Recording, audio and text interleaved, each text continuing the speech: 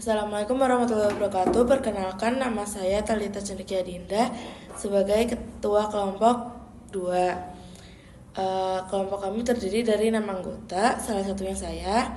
Lalu ada Anindya Khairunnisa, Farida Anissa, Najwa Khairunnisa, Naura Octavia, dan Talita Ilsa.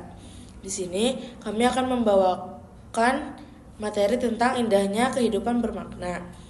Saya harap kalian bisa menikmati video ini dengan seksama. Iman adalah keyakinan yang mantap dalam hati, diucapkan dengan lisan, dan diamalkan dengan perbuatan tanpa keraguan. Dalam Islam, iman mencakup percaya kepada Allah, malaikat, kitab, rasul, hari kiamat, serta qada dan qadar. Iman bertambah dengan ketaatan dan berkurang karena kemaksiatan.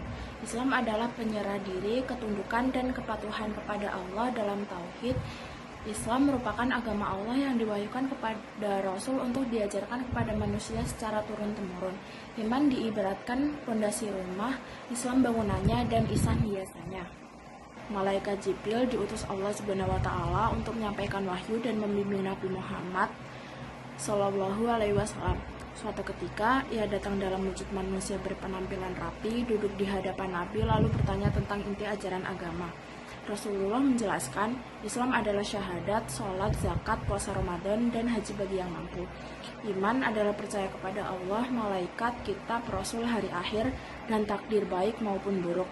Ihsan adalah beribadah kepada Allah seakan melihatnya. Tanda kiamat antara lain budak melahirkan tuannya dan orang miskin membangun gedung tinggi. Setelah pergi, Nabi menjelaskan bahwa itu adalah malaikat Jibril yang datang untuk mengajarkan agama dan bahwa iman memiliki lebih dari 70 tingkatan. Hakikat iman. Iman adalah keyakinan dalam hati, diucapkan dengan lisan, dan dilakukan dengan perbuatan. Iman kepada Allah mencakup percaya pada wujudnya, malaikat, kitab, rasul, hari kiamat, dan qada dan qadarnya. Rukun iman ada 6. Yang pertama, iman kepada Allah.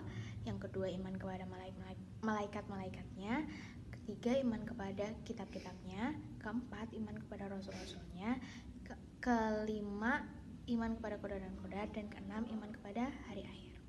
Tanda-tanda orang beriman berdasarkan Quran Surat Al-Anfal ayat 2-4, yaitu yang pertama, hatinya gemetar saat disebut nama Allah. Yang kedua, bertambahnya iman saat mendengar ayat-ayat Allah.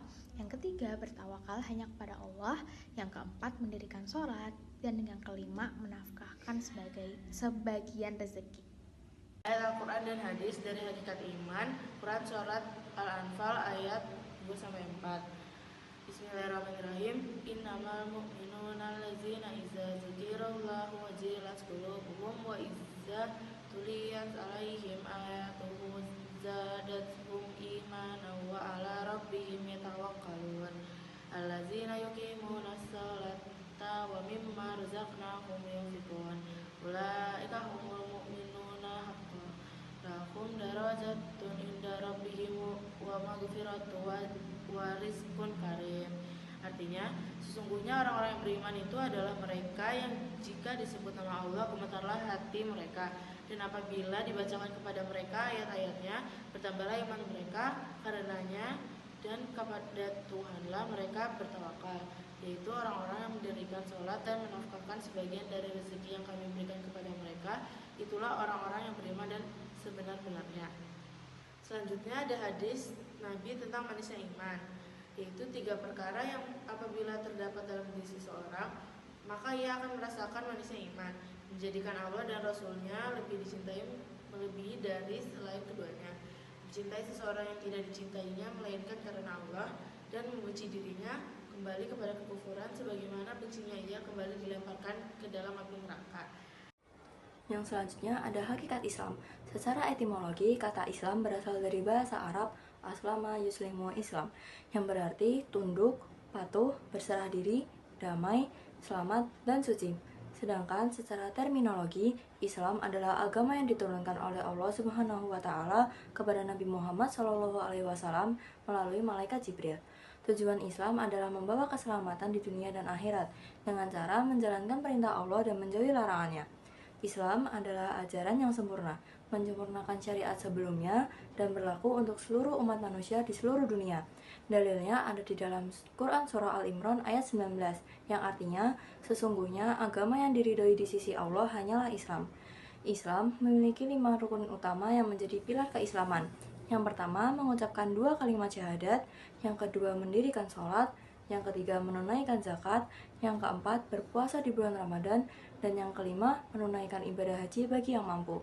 Hakikat Islam adalah isi masdar dari asal kata ahsan, yuhsin, dan ihsan yang mempunyai arti menjadikan sesuatu menjadi lebih baik. Secara terminologi, ihsan berarti kesadaran yang sedalam-dalamnya bahwa Allah senantiasa hadir atau bersama manusia dimanapun mereka berada.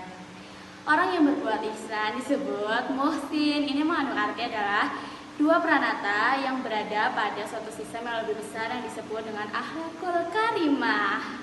Dengan Islam, iman, dan ihsan. Yang pertama, Islam menekankan amal perbuatan lahiriah seperti mengucapkan 2 kalimat syahadat, sholat, zakat, puasa, dan haji.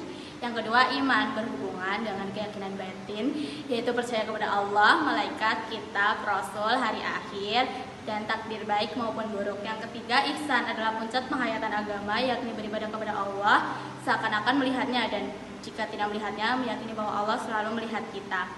Ketiganya membentuk satu kesatuan utuh dalam beragama. Islam sebagai pondasi amal, iman sebagai pondasi keyakinan, dan ihsan sebagai pondasi penghayatan. Urgensi iman, Islam, dan ihsan dalam membentuk karakter manusia. Kita perlu mengingat kembali tentang 4 unsur manusia, yaitu jasad atau raga, hati, roh, dan rasa. Keempat unsur manusia ini harus difungsikan untuk menjalankan kehendak Allah Subhanahu wa Ta'ala. Makom-makom yang dimaksud merupakan karakter-karakter inti yang memiliki 6 unsur. Yang pertama, taubat, yaitu berjanji tidak mengulangi kesalahan dan maksiat. Yang kedua, ada waro', yaitu menjauhkan diri dari dosa, maksiat, dan perkara syubhat atau yang remang-remang hukumnya. Yang ketiga, zuhud atau mengalihkan kesenangan duniawi kepada sesuatu yang lebih bermakna. Yang keempat, qanaah, yaitu rela menerima dan merasa cukup dengan apa yang telah didapat dan tidak rakus. Yang kelima, sabar atau menahan diri atau membatasi emosi serta mampu bertahan dalam situasi sulit tanpa mengeluh. Selanjutnya ada sabar. Selanjutnya ada tawakal, yaitu berserah diri kepada Allah Subhanahu wa Ta'ala. Jika sudah secara benar menjalankan unsur-unsur tersebut, lalu mengokohkan keimanan, meningkatkan peribadatan, dan membaguskan perbuatan, sekaligus menghilangkan karakter-karakter yang buruk yang ada pada diri kita, maka manusia akan dapat menggapai ihsan kamil atau manusia sempurna.